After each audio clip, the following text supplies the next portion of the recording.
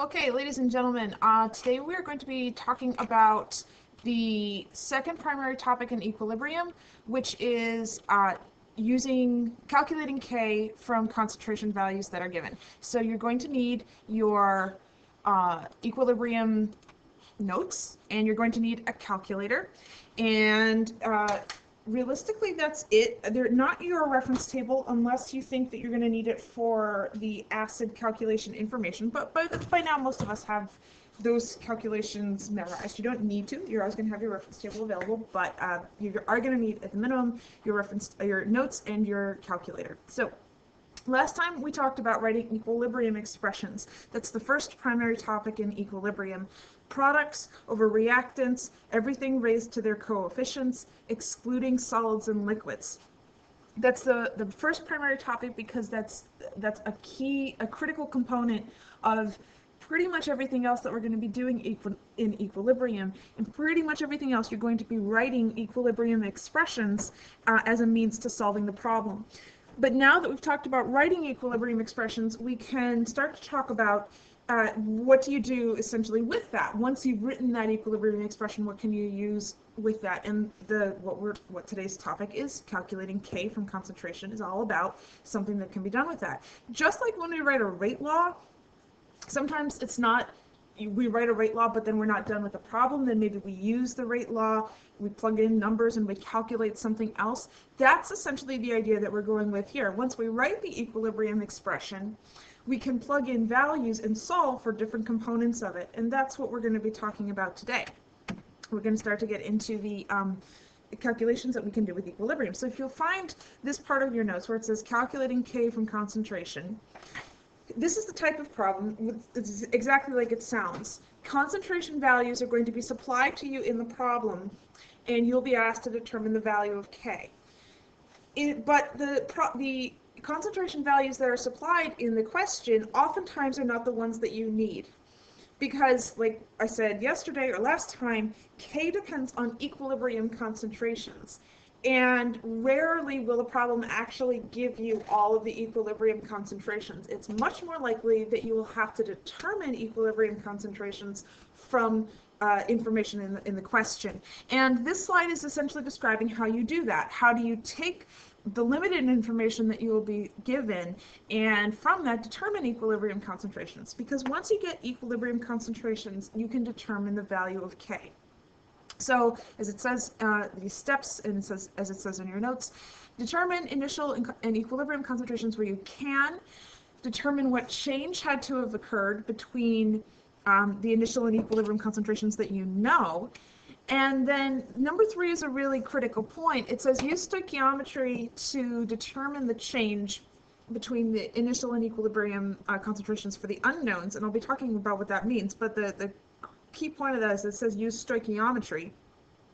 So we are going to be looking at molar relationships, and then determine the equilibrium concentrations based on those changes. Really, all these points right here are a fancy way of saying use an ice chart. An ice chart just became your new best friend in the world of equilibrium, because an ice chart is what we're going to be using to solve almost every single equilibrium problem we're going to do. And hopefully, based on the steps that are shown here on this slide, and based on your deductive powers, you can figure out that ICE stands for initial, change, and equilibrium. And an ICE chart is fairly similar to a BCA chart from the neutralization titration problems. So we're going to go through an example of an ICE chart and filling it in, how we do that and how we solve the question. So sample problem, it says, what is the value of Kc if the initial concentration of H2 is 1 times 10 to the minus third molar, the initial concentration of I2 is 2 times 10 to the minus third molar, and the equilibrium concentration of Hi is 1.87 times 10 to the minus third molar. Key components in an ICE chart. You write it underneath the reaction. And I drew it as a box. You don't have to. You can just, do it as a 3-column thing. But it's very similar to the BCA chart where we sort of wrote the chemical reaction and we set up the BCA underneath it. This is what you're going to want to do when you're creating an ICE chart. I wrote in the initial change in equilibrium, but then you can just write in I, C, and E. Like I said, I wrote it drew as a box. You don't have to. But there are columns that are associated with the reactants and the products, and we're going to be filling in this entire table. The key to all equilibrium problems is essentially being able to fill in the ice chart, because once you fill in the ice chart, we tend to know what we're going to do after that. So filling it in from the information that's supplied. Well, it says right here that the initial concentration of H2 is 1 times 10 to the minus third molar, so that's going to go right here. Initial concentration of the H2. And it says the initial concentration of the I2 is 2 times 10 to the minus third molar. Okay, well that's easy, we plug that in. And additionally it says that the equilibrium concentration of HI is 1.87 times 10 to the minus third molar. So we're going to plug this in down here. Straightforward. Now that's all the data that the problem has given us, and from this is actually enough for us to fill in the rest of the ice chart. Because in order to fill the rest of the ice chart, we have to realize that there's actually one more spot that we can fill in that is totally necessary before we can fill in anything else. And that's this one right here. The initial concentration of the HI. If you read the question, it doesn't say anywhere that we started with any HI. And the reason for that is because HI is a product. If the question does not specifically state that you are starting with a product, it means that you are starting with zero product. Because we're starting with the reactants. We're starting with the hydrogen and the iodine gas. And no hydrogen ion. We haven't done the reaction yet. It's the initial point. So we have all reactants and no products to begin with. And realizing that is crucial, because now that's given us enough data to fill in the change. So unless the problem says so, we are always going to have 0 for the initial for the products, meaning that we haven't made any yet. Now, the next bit about ice charts is filling in the change row. And the first one that we want to fill in for the change row is the hydrogen iodide, because we know the initial and we know the equilibrium, so we can, logically determine that in order to go from 0 to 1.87 times 10 to the negative third molar, we had to have added 1.87 times 10 to the negative third molar. And I am specifying that it is adding because that's what's going on. The change step is essentially showing you what arithmetic you have to do.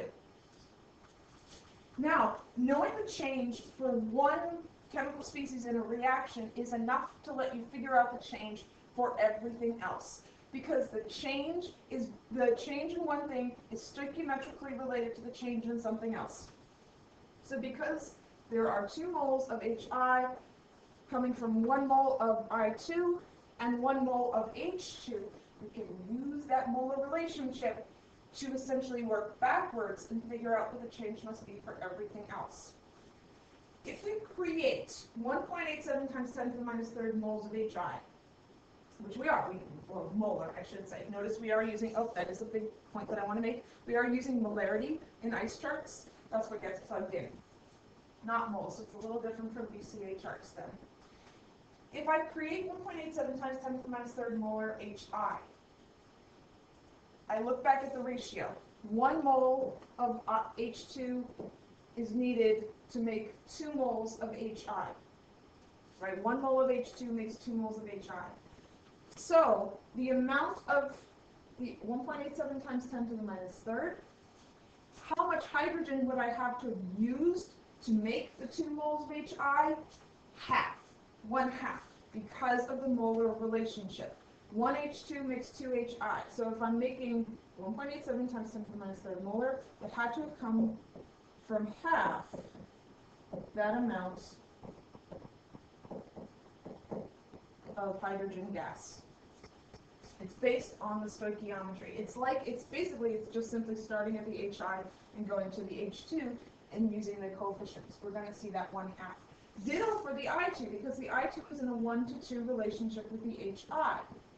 if I want to make 1.87 times 10 to the minus third molar HI, that means that I would have used half of 1.87 times 10 to the negative third molar of the I2. But I'm not done filling out the change because we need to look at the sign, because the change tells us the arithmetic that we need to do. And if you've been paying attention to the verbiage I have been using, we are using this stuff up. Reactants go down in concentration. They are being used up. Products go up because they are being created. So the amount of the H2, the change here, we do need to include that negative sign and versus the positive sign for the HI. And then filling in the equilibrium concentration, well, that's just doing the arithmetic. Now you're just into your calculator plugging in 1 times 10 to the minus third minus half of 1.87 times 10 to the minus third, which hopefully you're playing along at home and you're actually plugging these into your calculator, because we get 6.5 times 10 to the minus fifth when we do that math. And for the I2, doing 2 times 10 to the minus third minus half of 1.87 times 10 to the minus third, we get 1.065 times 10 to the minus third.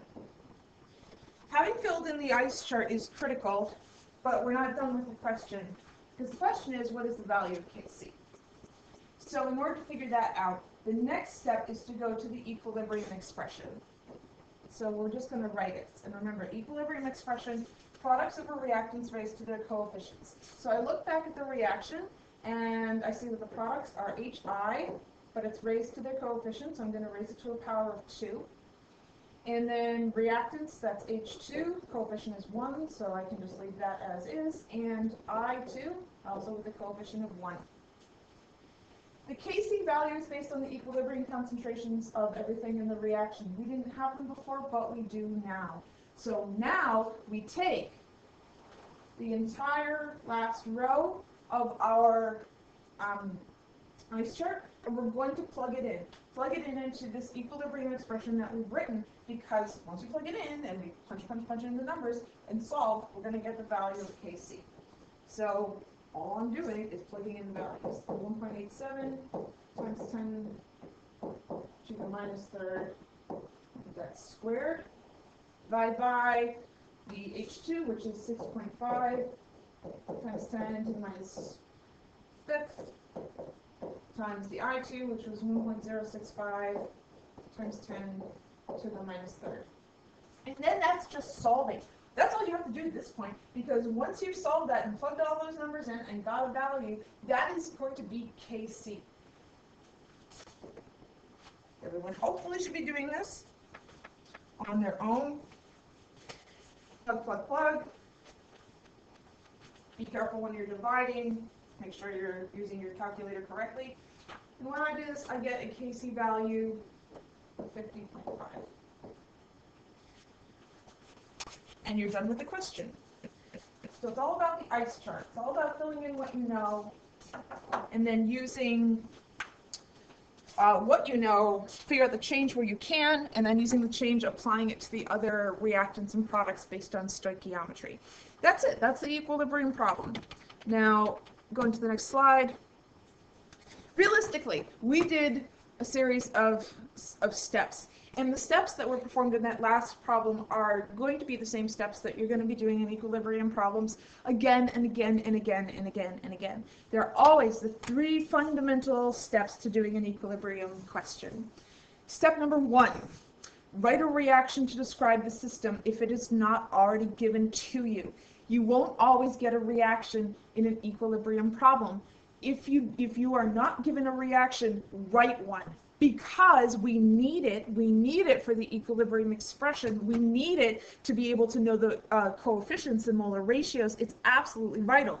Now, this is where the stuff that we were talking about last time comes into play, because you might be writing an acid dissociation reaction, you might be writing a base dissociation reaction, you might be writing a KSP reaction. Knowing what reaction to write, we're going to be talking about that along the way. But if you don't have a reaction supplied, you need to start your problem by writing one. The next step is to fill in an ice chart for the reaction as best you can and as completely as possible. You can't leave any part of it blank. You might not always be filling it in with numbers, but you need to fill it in. So we write a reaction, then we fill in an ice chart as best as we possibly can. After the ice chart, what did we do in that previous problem? We wrote the equilibrium expression, we wrote the K expression, and then we plugged in our values and we solved for whatever it was that the problem asked us to calculate. These steps right here, every equilibrium problem involves these steps. Reaction, ice chart, K expression, plug and chug. That's the equilibrium problem. That's the process that you're going to be doing again and again and again and again. So these three fundamental steps, they're vital, and we're going to practice them a lot. So next page, basically we're just going to sort of practice this idea of calculating K from concentration. We're going to go through three sample problems. Just so we get used to this idea of the ice chart. So next, this question says, atmospheric oxidation of nitric oxide, reaction is given below, was studied at 184 degrees Celsius with initial pressures of 1 atmosphere of NO and 1 atmosphere of O2. At equilibrium, the partial pressure of NO2 is 0.506 atmospheres, and they're asking us to calculate Kp. So we've got a reaction, and just like before, we're going to fill in an ice chart. So looking at the information in the problem, initial pressures of 1 atmosphere of NO. Starting with 1 atmosphere of nitrogen monoxide. It doesn't matter that this is a Kp problem, so it's asking us for Kp, so we're using partial pressures rather than concentration, but that's okay because we know this works with partial pressures when we're dealing with gases. And it says that we also have 1 atmosphere of O2, so 1.000 atm. And then it says at equilibrium, the partial pressure of NO2 is 0.506, so that's going to go here. And it's asking us for Kp. So that's the information that has been supplied to us. From this is enough for us to fill out the rest of the ice chart, because we also know, because the problem didn't state it differently, that we're not starting with any nitrogen dioxide. We're starting at 0 atmospheres of the nitrogen dioxide. This allows us to determine that the change for the nitrogen dioxide must have been going up by 0.506. Right? That's how we get from 0 to 0.506. We go up by 0.506.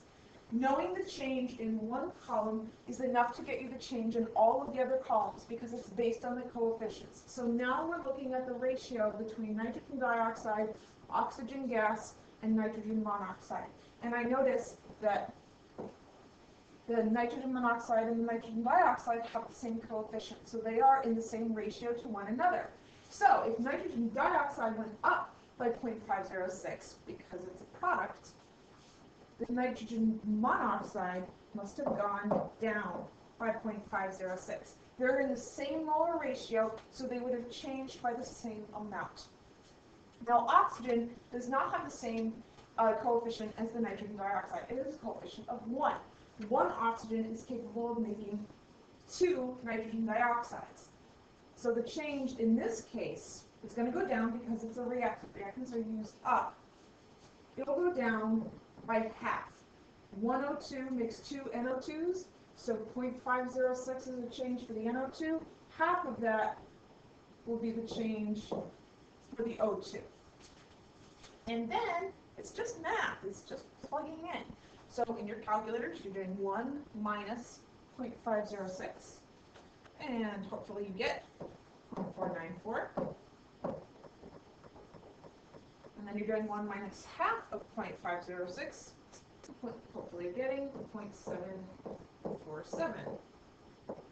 And you have successfully filled in the ice chart. First step's done. Next step, what do we do after the ice chart? We go to the equilibrium expression. That's always what we do. We write a reaction, we fill in an ice chart, we write the equilibrium expression, and then we fill it in. So the equilibrium expression for this reaction, it's Kp, so it's going to be products of a reactants raised to their coefficients, but instead of molarity, it's simply partial pressures. So it's going to be the partial pressure of NO2 squared the coefficient is 2, over the partial pressure of NO squared times the partial pressure of O2 raised to the first, because its coefficient is 1. And then you're simply plugging in from the last line in the ice chart into the equilibrium expression. So this is going to turn into partial pressure of NO2 at equilibrium is 0.506. We're going to square that. Divided by partial pressure of the NO, that's 0.494. And we're going to square that. And multiply that by the 0.747. And then it's just calculations.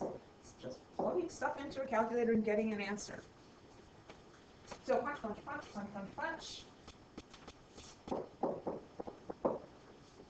Get a K value of 1.40.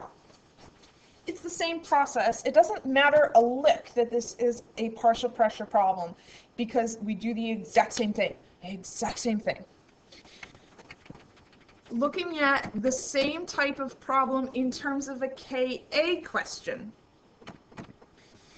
In terms of Ka, there are a few slight differences. What we're going to do with this problem is basically talk about what are the differences when we're doing this with Ka, but realizing that the fundamental process is the same. So the question sounds ever so slightly different, but the net result is the same as what we wanted before. The pH of a 0.1 molar solution of formic acid, HCHO2, was measured to be 2.38 at 25 degrees Celsius. Calculate Ka for formic acid at this temperature. And we've got the acid dissociation reaction, right? This is the reaction showing the acid acting as an acid. This is the equilibrium that we are looking at. So, step 1, the reaction's already provided to us. We need to determine the value for Ka. This is still determining Ka from concentration, but it's basically just a slight variant. There's something that's slightly different, and that's why I'm showing it to you here. The process, though, is still identical. You fill out an ice chart completely, and then we're going to plug it into the K expression and then solve for what we need. So, looking at the question, pH of a 0.1 molar solution of formic acid, HCHO2. All right, so this 0.1 molar solution of formic acid. Very, very typically, when we're dealing with Ka and Kb, the question will not tell you essentially if this is initial or equilibrium, and you need to know which. The way that this is worded, it implies a certain thing about how the solution was made. Basically said that the person who made this solution made it by doing all their math and preparing their solution with 0.1 molar HCHO2 in mind. That means that that concentration is the initial concentration. So that 0.1, it's going to go right there. Person, I want to make a 0.1 molar solution of formic acid. I am going to measure out an amount of formic acid that I know when I put it in the correct amount of water will create a 0.1 molar solution. That makes it initial because I'm doing all my preparation, all my starting with 0.1 molar in mind. Now, we also know the initial concentration, well, we're making an assumption about initial concentrations here. The only other concentration information that's supplied to us is this number, pH. They tell us that the pH is 2.38. And here's where all our work in the previous acid-base unit comes in very, very handy, because when we see pH, remember, that's concentration. I have given you concentration if I give you pH. I didn't give it to you directly, but I know that you can figure it out from there. So recall that 10 to the negative pH is equal to your hydrogen ion concentration. And if we look at our ice chart, we see that we've got an H+, so that's definitely some information that we're going to want. So we're going to do 10 to the negative 2.38 to get our H+ concentration. Hydrogen ion concentration is 0.00417. The question then becomes, is this hydrogen ion concentration for the initial or for the equilibrium? And that's another part of what makes this type of question ever so slightly different. The Ka problem ever so slightly different from the Kc one before. pH is the equilibrium pH, meaning this value right here is the equilibrium H plus concentration, 0.00417. Acid equilibrium tend to occur very, very quickly. So essentially what's happening is I prepare my solution with 0.1 molar formic acid in mind. As soon as I put my formic acid in water, it's going to come to equilibrium pretty quickly, pretty darn quickly, so that by the time I get my pH meter ready to read the pH, it's already at equilibrium. So by the time that measurement of pH was made, it was for the equilibrium system, meaning that I was starting with 0 molar H plus. It hadn't dissociated yet. And when it dissociated such that the pH was 2.38, aka the concentration of hydrogen ion was plus 0.00417. Well, determining change is the next thing that we want to do. Determine the change where we can, that's for the H plus, and then apply it to everything else. So the change is going to be plus 0.00417, obviously, that's how we get from 0 to our equilibrium concentration, and then we're going to apply it to the others. This one is kind of easy because molar relationships, everything is in a 1-to-1-to-1 ratio. So the H plus goes up, the CHO2 minus also goes up by 0.00417, so its equilibrium concentration is the same as the hydrogen ion. And the HCHO2, it goes down by 0.00417 because it was a reactant, so it was consumed, that much was used up. And then we just do that little bit of math, and we get the equilibrium concentration for the HCHO2, which is 0.09583 molar. We have filled in our ice chart. The next step, we write the equilibrium expression, and then we plug in. So the equilibrium expression for this reaction, this is Ka. We'll look at our acid dissociation reaction. It's going to be H plus times CHO2 minus all over HCHO2. This expression is something that allows us to plug values in, so that's exactly what we're going to do. We got 0.00417, and I'm just going to write squared because the H plus and the CHO2 minus are the same concentration. And then we divide that by the 0.09583.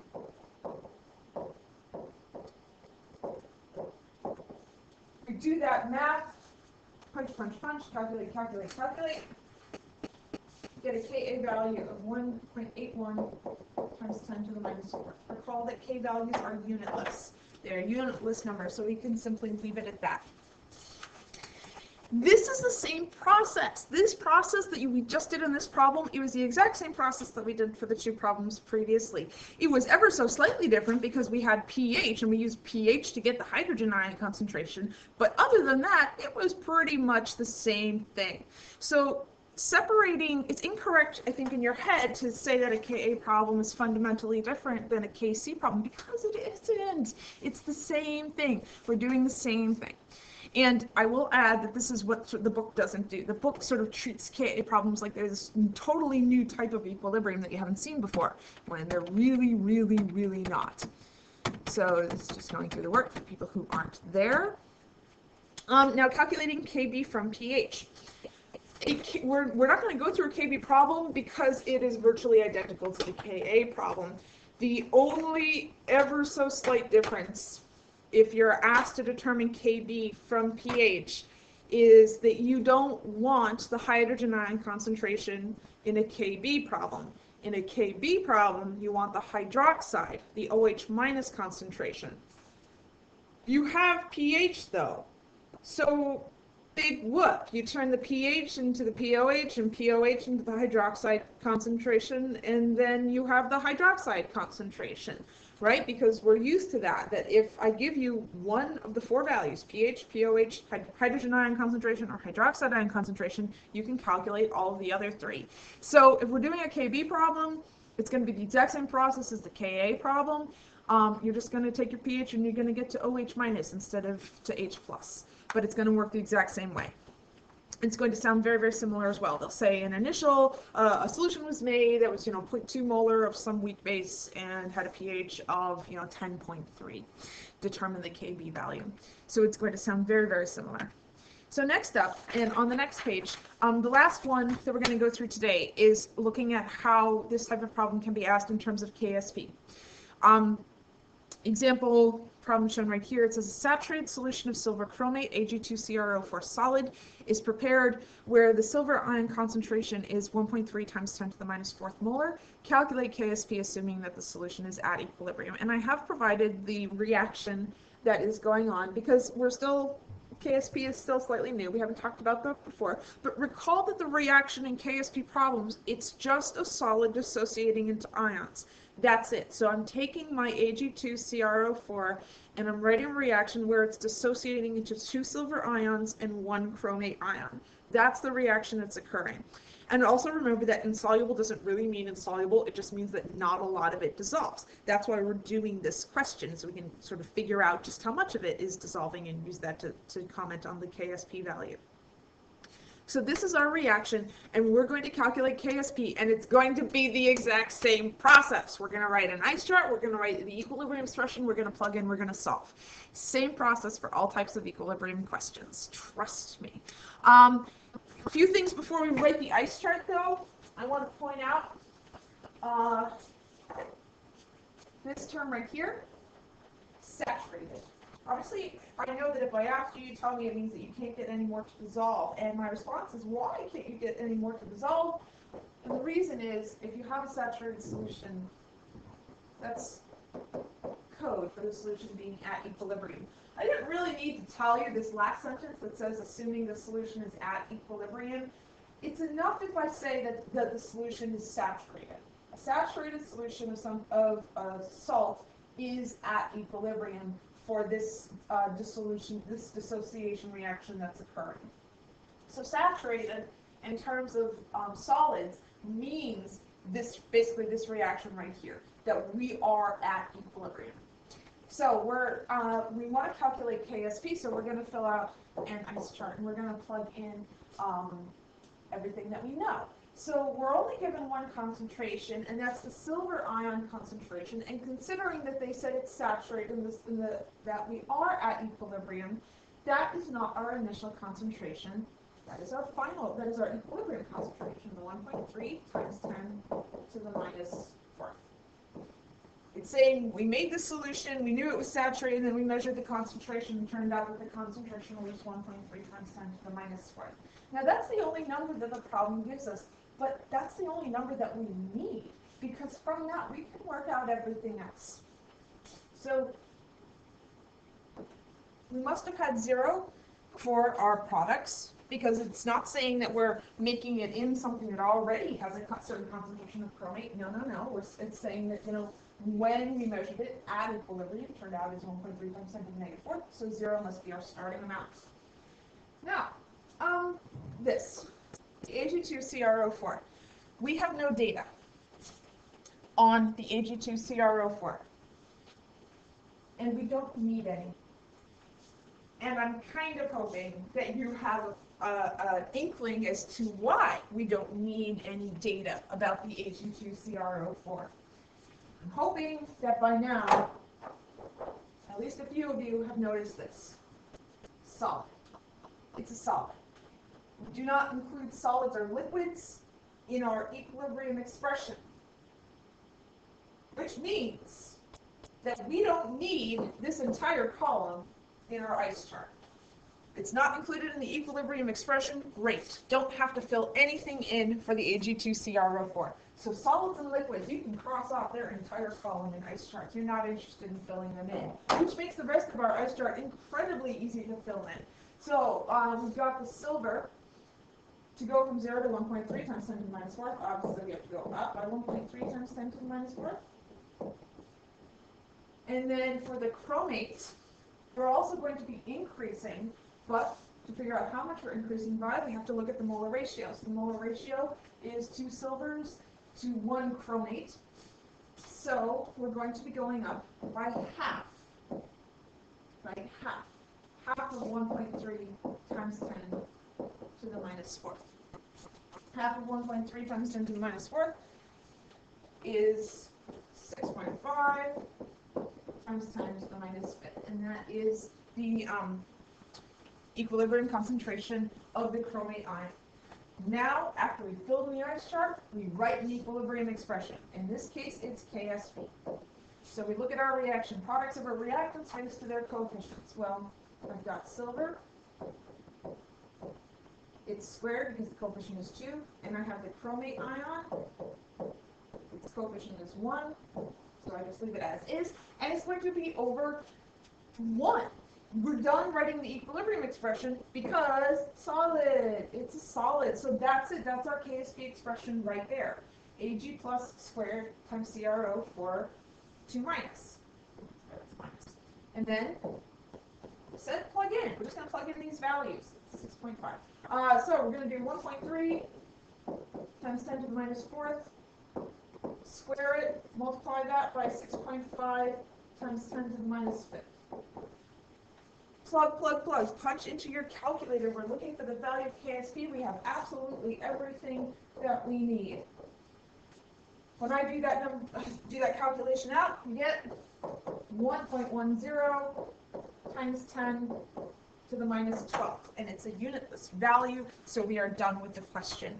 KSP values are typically this small. This is very standard for a KSP value. They are typically very, very small. Usually they start around 10 to the minus 8 and only get smaller from there. So this is not unusual in any way. Notice it's the same process each and every time. Who cares that it's KSP? Who cares that it's KA? Who cares that it's a KP problem? We're still doing the same process.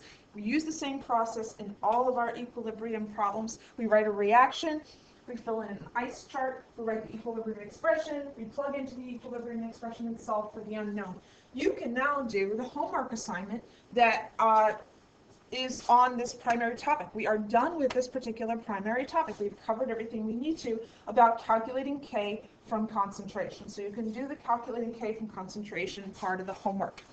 The rest of the period, I want you to use to either work on the homework for equilibrium or work on the kinetics test corrections because those are due on Wednesday. And if you have trouble with this video, you can obviously watch it again at home.